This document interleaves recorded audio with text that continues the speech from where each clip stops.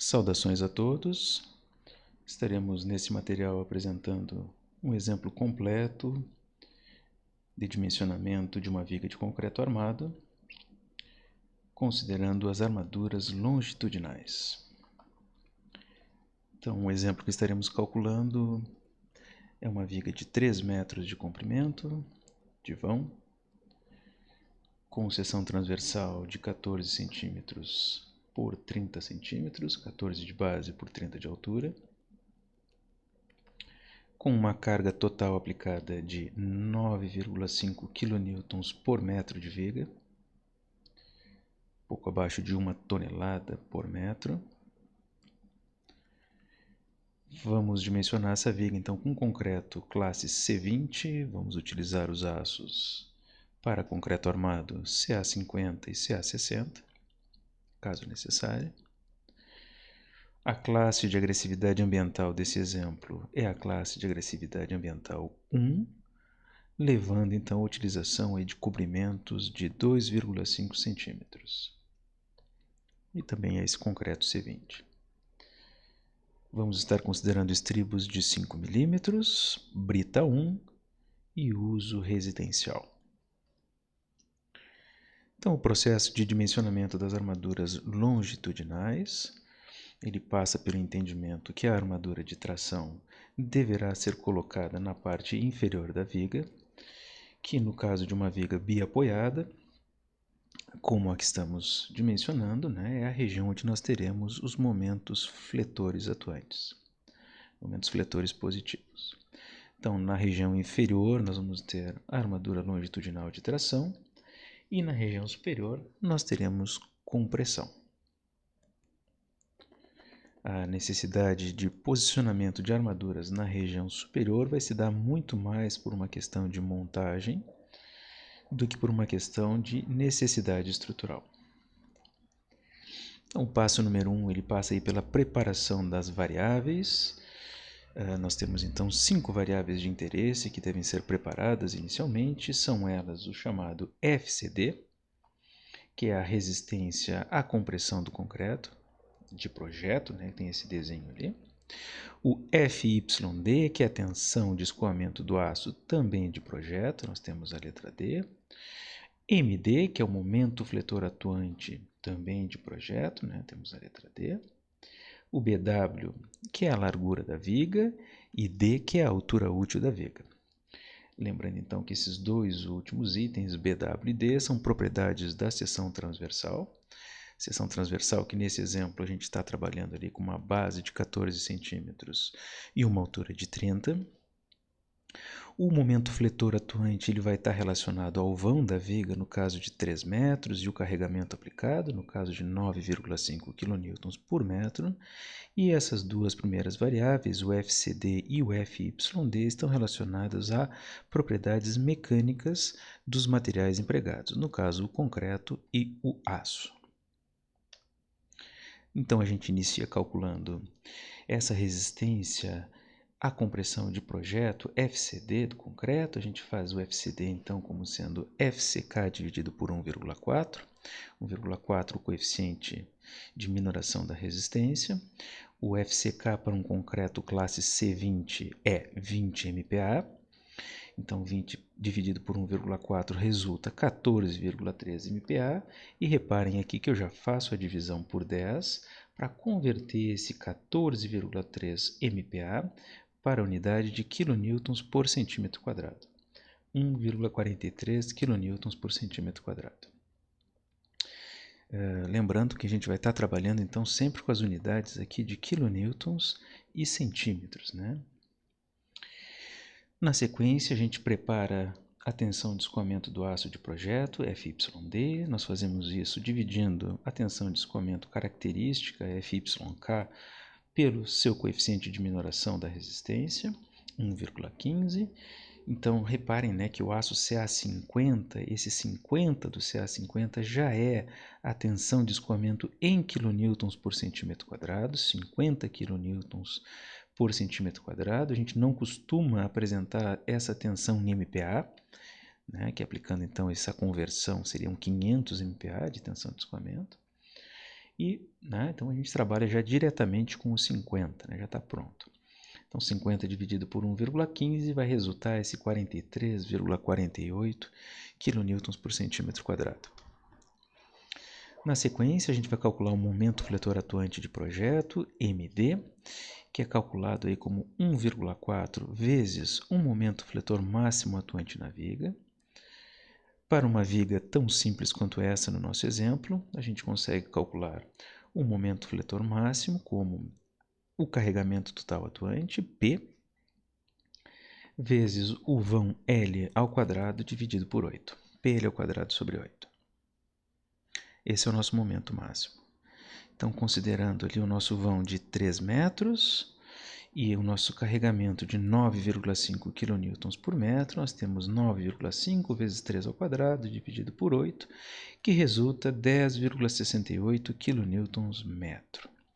Reparem que aqui em cima a gente está trabalhando em centímetros, quilonewtons e centímetros, quilonewtons e centímetros. Então, nós devemos aplicar aqui um coeficiente de conversão de quilonewtons metro para quilonewtons centímetros. Esse coeficiente é 100. Então, esse 10,68 kN metro acaba resultando 1068 kN centímetro. Certo? Então, aqui já foi feita a conversão.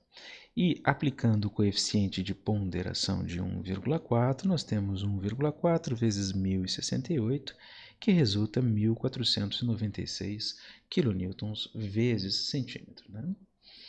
Então, já temos 3 variáveis preparadas. O BW, a largura da viga, não necessita nenhum cálculo adicional, né? Apenas a representação dele em centímetros. O BW dessa viga vale 14 centímetros. E, por fim, nós temos a quinta variável a ser considerada, que é a altura útil da viga.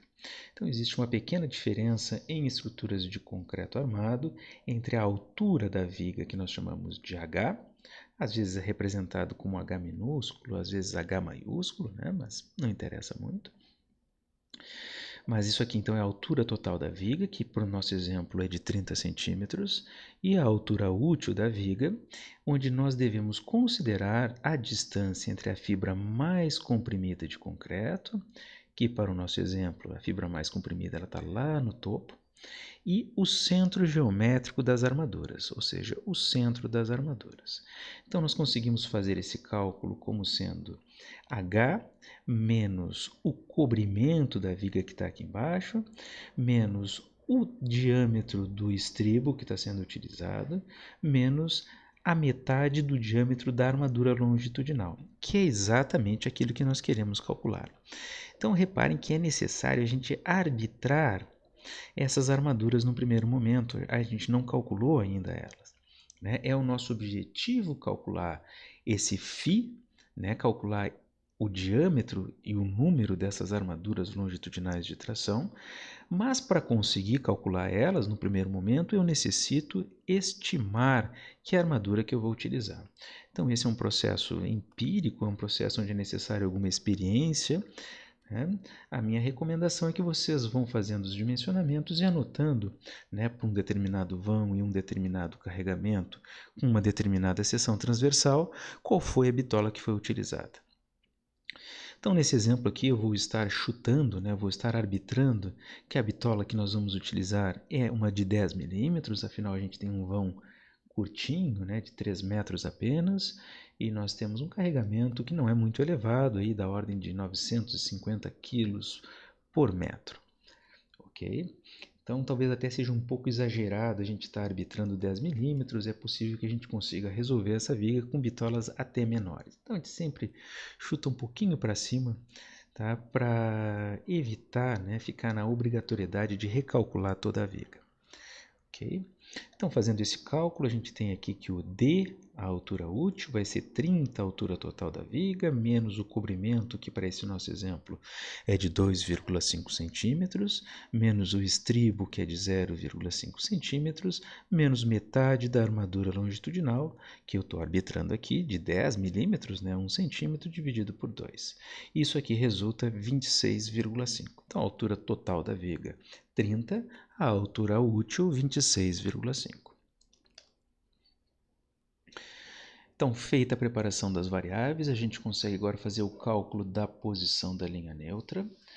Reparem que essa equação da posição da linha neutra aqui aparece para vocês, né? O x está levando em conta aí concretos com classe inferior a 50 MPa. Né? Isso é denotado por esses coeficientes 0,8 e 0,85. Tá? Para concretos com resistência maior, a gente tem que calcular esses coeficientes 0,8 e 0,85. Quanto maior a resistência, esses números vão ficando um pouquinho menores. Outro detalhe importante é que a NBR 6118/2023 ela insere um coeficiente de fragilidade, ETA-C, mas que também deverá ser empregado apenas em concretos com resistência característica à compressão maior do que 40 MPa. Então, esse ETA-C não se aplica para o nosso exemplo, onde a nossa classe do concreto é de 20 MPa. Então, aqui nós temos todas as variáveis já preparadas. Aqui a gente aplica na equação, que está ali em cima, e eu acabo obtendo que x, a posição da linha neutra, é 4,45 centímetros. Muito bem. Feito isso, é importante a gente fazer a verificação do domínio de deformação, ou seja, verificar se essa nossa posição da linha neutra ela não ultrapassa fundamentalmente o nosso chamado x-limite, que é uma condição para a gente ter a dutilidade da nossa viga de concreto. Ok? Então, o nosso x deu 4,45, aqui embaixo eu calculo o limite 0,45D, que dá 11,92 centímetros, então x é menor do que 11,92, o que é uma conclusão bastante importante. Se o nosso x ultrapassa esse x-limite, a norma preconiza que ou a gente aumente a seção transversal, ou então que a gente utilize as chamadas armaduras de compressão, também conhecidas como armaduras duplas, que é colocar, no caso, barras de aço na região superior da viga.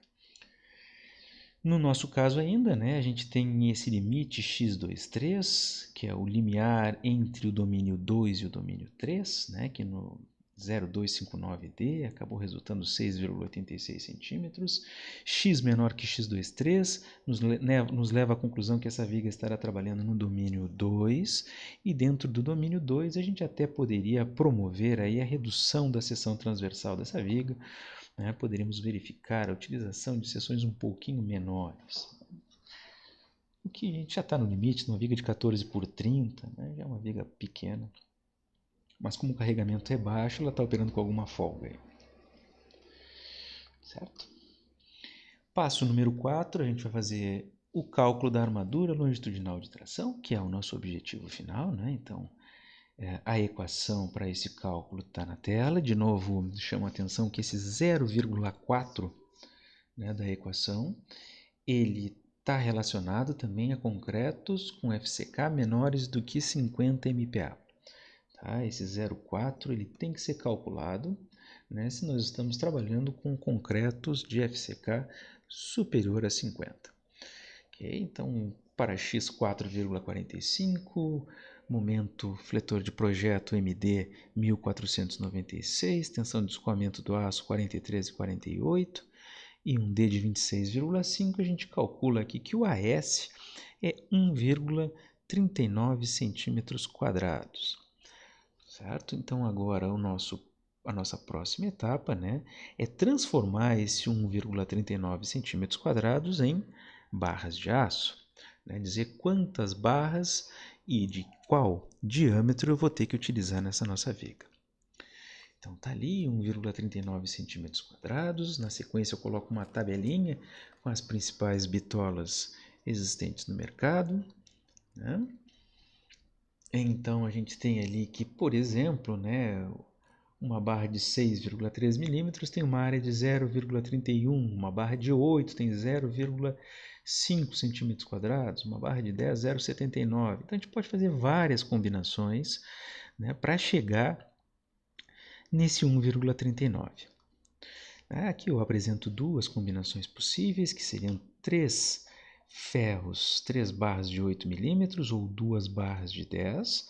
Reparem que 3 barras de 8 3 vezes 0,50 acaba resultando 1,5 centímetros quadrados. Então, ao invés de estar utilizando 1,39, que é o que calculamos, a gente estaria empregando 1,5 centímetros quadrados.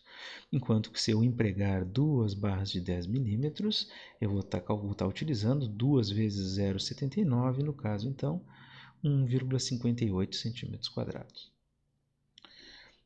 Ok? Ao invés de 1,39. Então, o 3 de 8 fica um pouquinho mais perto do 1,39, lembrando que barras de menor diâmetro acabam resultando menos problemas relacionados à fissuração do que barras de maior diâmetro e também facilita um pouco a questão da ancoragem. A gente precisa de comprimentos de ancoragem nos apoios um pouco menores do que se a gente estiver utilizando barras maiores, certo? Então, é sempre interessante, né? Logicamente que dentro de um limite aceitável de montagem, né, um limite construtivo aceitável, que a gente utilize barras de menor diâmetro. Repara que eu nem estou tentando utilizar as barras de 6.3, porque ficaria um excesso, né? Ficariam muitas armaduras ali, né? O que dificultaria um pouquinho o processo de montagem. Então vamos seguir aqui com 3 de 8. Na sequência, a gente vai fazer a verificação das armaduras máximas e mínimas, né? No caso de vigas pequenas, com carregamento baixo, é sempre muito importante a gente fazer essa verificação da armadura mínima, né? Porque às vezes a gente calcula uma área de aço AS que acaba sendo inferior ao mínimo preconizado por norma. Então, a norma NBR 6118/2023 apresenta essa tabela, né, com as taxas mínimas de armadura, chamada aqui de Rho mínimo. Né? Então, a gente calcula a armadura mínima como sendo Rho mínimo vezes BWH, ou seja, vezes a área da seção transversal. Procuramos nessa tabela, então, o FCK que a gente está utilizando. Então, reparem que a gente tem aqui FCK 20, 25, 30, 35, 40, até FCK 90. Né? Vamos pegar aqui, então, o FCK de 20. E a gente tem aqui que o valor para a taxa mínima de armadura vai ser de 0,15%. Tá? Então, eu tenho que botar 0,15% da seção transversal da viga. Então, fazendo ali 0,15 dividido por 100, 0,15%, vezes 14 vezes 30, vai resultar 0,63 centímetros quadrados. A gente está pensando em um detalhamento com 3 barras de 8, né? Então isso aqui acaba dando quase 3 vezes maior do que a armadura mínima, né? Então a gente está tranquilo, estamos respeitando o limite de armadura mínima, né? O objetivo é sempre colocar mais aço do que o mínimo preconizado pela nossa norma 6118/2023. E a armadura, né, a taxa máxima de armadura a ser empregada é 4%. Isso aí é fixo.